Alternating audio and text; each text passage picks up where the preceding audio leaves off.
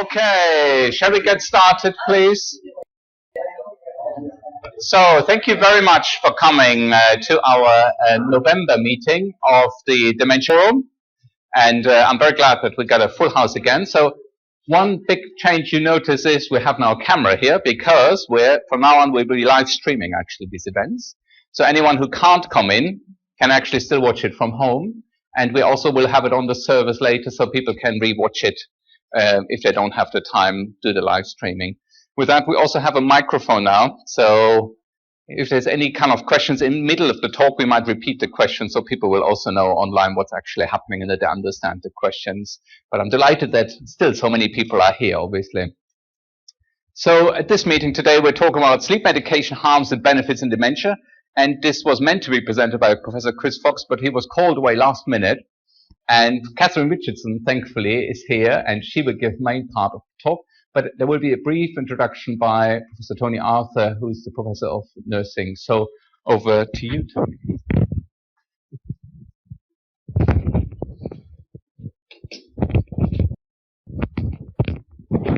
Thank you, Michael. Can everybody hear me?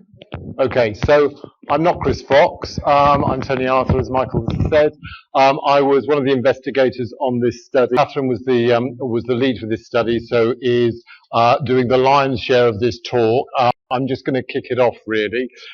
This is a bit last minute in terms of getting these slides, so if they look like they're taking me by surprise, they are, so bear with me on that one.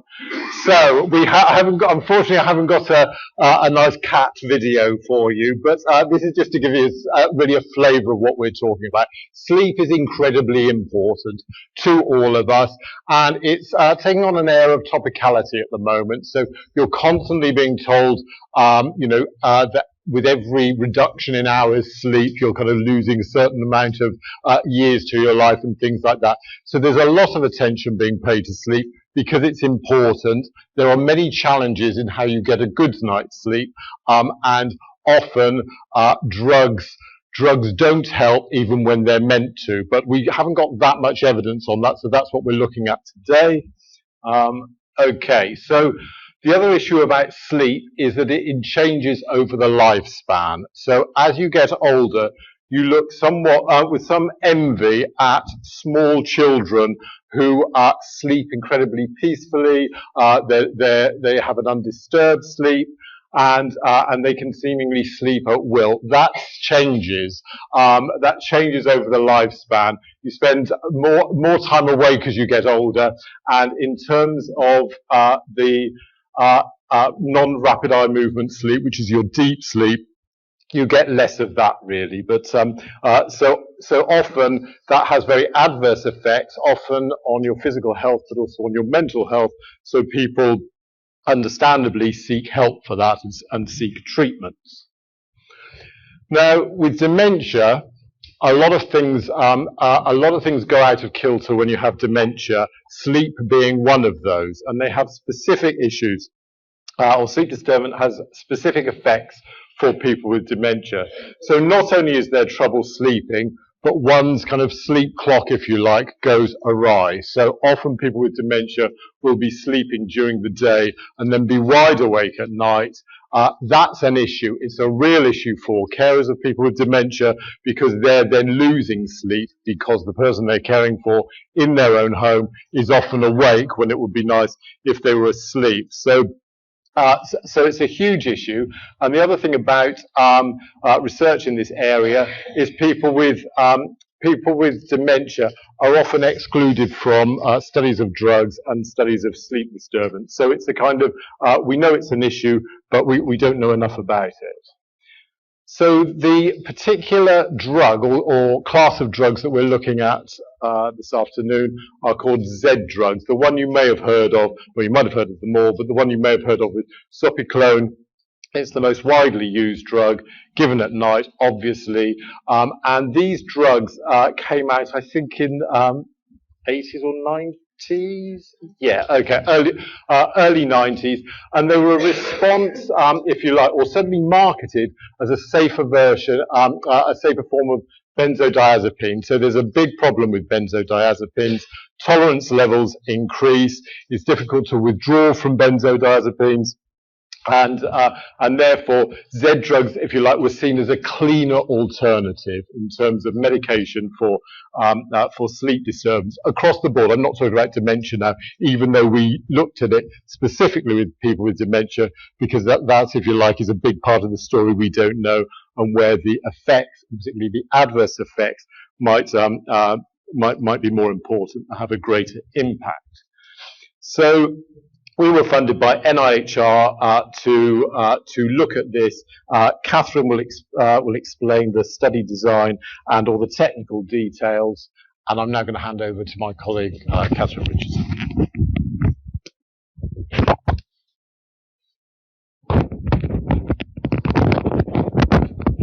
Okay, thank you, Tony. Can you all hear me still? Yeah. So, I was the lead researcher on this project.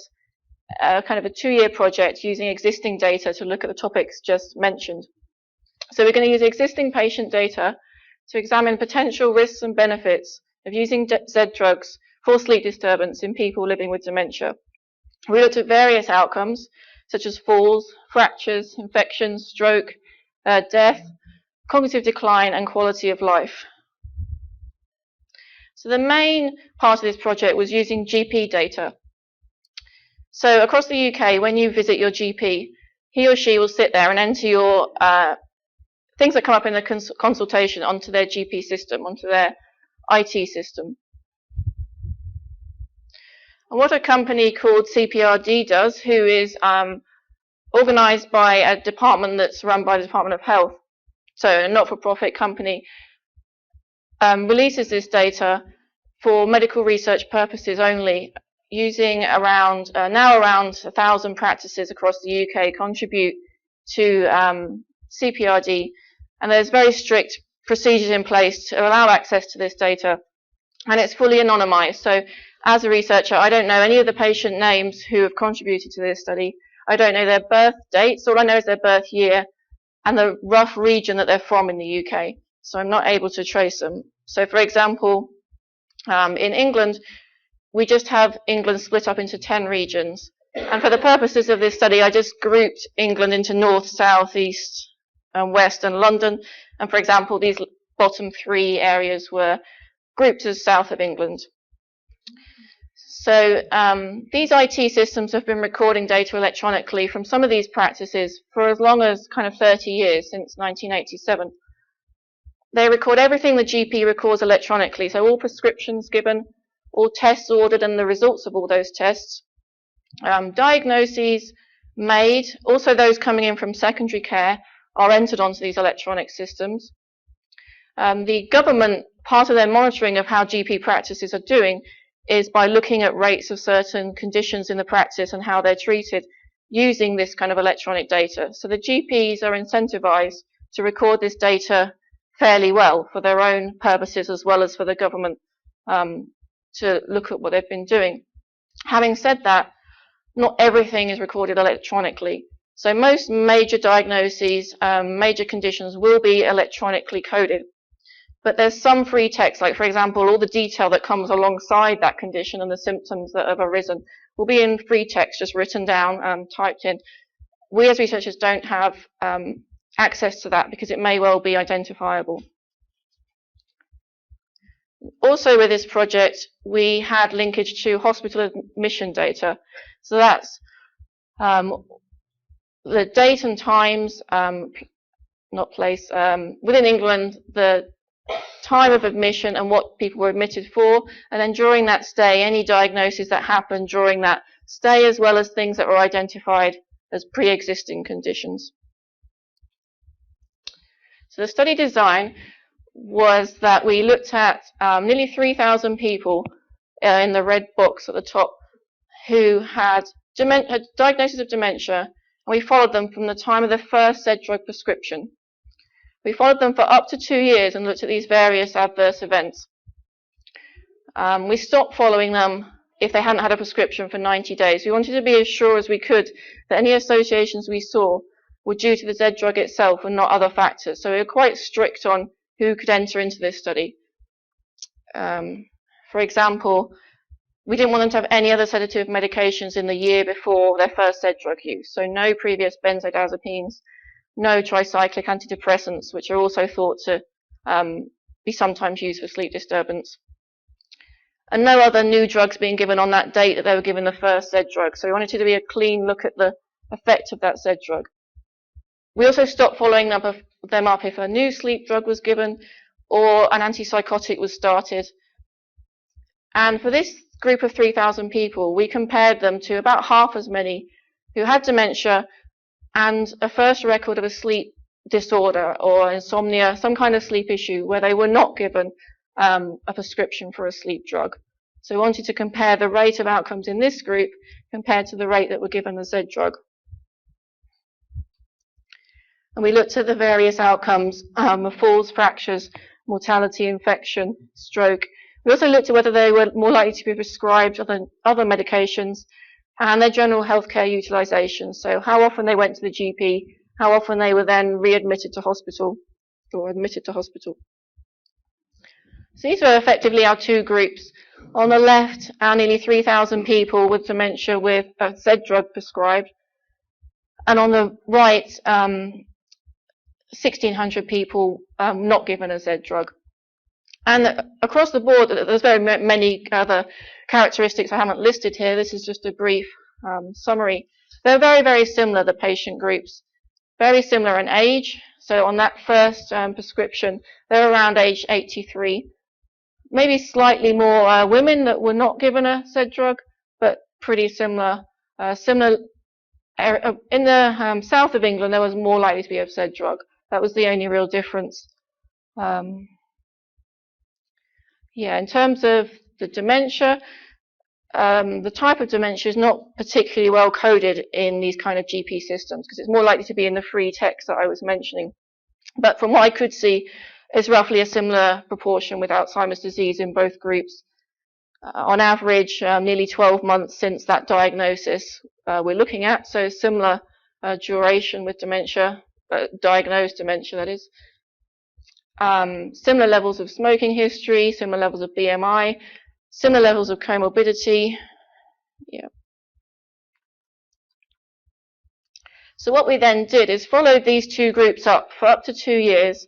And we recorded all the various outcomes I've mentioned, both from the GP record and from the hospital record. The hospital record being particularly important to capture the fractures and the strokes. And we used statistical models to account for those differences I've mentioned at follow-up, even though they were quite minor, and the fact that we're following up people for different lengths of time. So we're stopping the follow-up if, for example, they stop being prescribed the drug.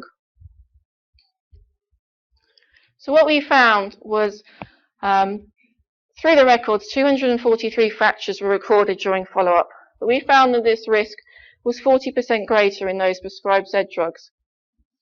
So the underlying rate of fracture risk in people with dementia in this database was 7%. And if this Z drug is totally responsible for that association, it would imply that Z drug use increases this fracture risk to 10%.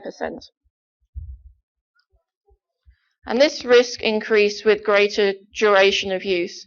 So we found that this peaked at around 3 to 4 months of soprolol, and by far the most common prescription was 3.75 milligrams of soprolol, which is the recommended dose. So around 3 to 4 months of this drug, the fracture risk was 3 times as high as in those not taking the Z drugs. Also, in terms of hip fractures, there was a 60% increased risk of hip fractures. So the underlying rate was around 3%, and the Z drug, if causal, would increase this to 5%. And again, peaked at around 3 to 4 months to 3 times. And this is similar to what other studies have found in the general older population, but this is the first study to look in particular in those with dementia. Confusingly, we found no association with an increased falls risk with Z drug use, but we suspect this might be due to coding issues where, say, if someone's admitted to hospital with a fracture or a head injury, they'll code that and not necessarily also code the fact that there's been a fall. There are studies that have shown increased falls risk with Z drugs. We found no particular evidence of an increased risk of infections, or if there is one, it's very small and our study wasn't big enough to detect it. We're uncertain as to the stroke risk because we had few strokes recorded, so we can't say that there is a stroke risk. But for this study, there was also uncertainty regarding a greater risk of mortality, as although more people with Z-drugs had died during the study, we suspect that he was being prescribed to people with more advanced dementia, so we don't think necessarily that the Z-drugs are causing increased mortality rates. In terms of healthcare utilization, the Z-drug users tended to visit their GPs slightly more often than those who had not been given the Z-drug, so 14% more often. They were slightly more likely to be admitted to hospital, 12% more likely. And they were twice as likely to be prescribed a new antipsychotic or a new antidepressant. So there were various outcomes we wanted to look at the start, but weren't able to within the GP data. Some certain specific outcomes such as quality of life, cognition, neuropsychiatric symptoms, which are things like agitation, sleep disturbance. They're not routinely recorded in an accurate way on the GP system and tend to be done with a survey, a questionnaire. So we needed to look at some other studies for this. So we used 3 existing cohort studies. 2 of them were in care home residents with dementia. The first one in the UK was a large randomized controlled trial to look at a staff training intervention to improve resident quality of life. From this study, we used their existing data on 900 people with dementia, and they'd accurately recorded medication use at baseline, recorded many of the outcomes we were interested in, and then again follow up 9 months later. So we were able to reanalyze that data without obviously having to run a whole RCT. The second study was a similar setting, but in Norway, where we had over 600 people, and they were recorded quite frequently as part of an ongoing study into people with dementia in nursing homes. And finally, we used a large study from the US of people with dementia attending annual assessment centres called the NACC. In brief summary, we found no evidence of any harms or any benefits from these studies, but it was quite tricky to do. They're not particularly big, even though they sound quite big. They're not big for looking at Z drugs which aren't prescribed to everyone. They're not. There weren't huge numbers of people taking Z drugs. But what we did find was that in Norway, it seemed people admitted to a care home with better cognitive function were more likely to go onto a Z drug than those with worse cognitive function, whereas it was the opposite in the USA. So we found quite different differences across countries in prescribing practice, which added to the complexity of looking at this topic. But as to be expected, we found with more neuropsychiatric symptoms such as agitation, sleep disturbance, and anxiety, there was more likely to be a Z drug prescription. In terms of the outcomes we looked at, we found no association with Z drug use and any improvement in neuropsychiatric symptoms. We found no association with Z drug use and an improvement in cognition or a worsening in cognition. And we found no association with an improvement in quality of life. And no association with greater mortality. As I said, this was tricky to look at with this data. At the outset, we had wanted to look at carer outcomes, so what would be the impact on the carer's quality of life from Z drugs in people with dementia, but we didn't find any studies out there that recorded things in the way we needed to, so medication use accurately with enough numbers for us to look at that outcome, unfortunately. And we're going to report back to NIHR that this is an area that needs future research and more studies looking at carer outcomes. So in summary, we found that Z drug use in people with dementia increases the risk of fractures, and the risk increases with prolonged use. We found no evidence of any other harms or benefits to the use of Z drugs. The limitations to the GP data was that we don't know that the person with dementia was actually taking the Z drug they were prescribed. This entirely relies on prescription records. But because someone was coming back and getting more Z drugs prescribed implies that the patient was taking them. there is also an issue that the GP data doesn't record the severity of the dementia or how advanced it is. So some of the effect we see could be due to people with more advanced dementia being more likely to be given a Z drug. However, we did all we could to account for any differences. I said at the start there were very little differences between the two groups. I adjusted for whether they're on certain dementia medications, antipsychotics, as much as I could, but that is a limitation. And as I said, there's little data on carer outcomes. So in terms of clinical implications, in people with dementia with sleep disturbance, suitable non-pharmacological alternatives should be considered given the impact of fractures, particularly hip fractures, in people with dementia. But where Z drugs need to be prescribed, patients should be monitored and falls prevention strategies put in place. And Chris had added at the end that if you're concerned with the use of Z drugs, please consult your GP first and never suddenly stop taking them, because there's a risk of withdrawal and the dose sometimes needs to be tapered down. I'd like to thank the funder, NIHR, our collaborators across the UK, quite a few people at UEA. We've got a website with more information, and thank you for listening.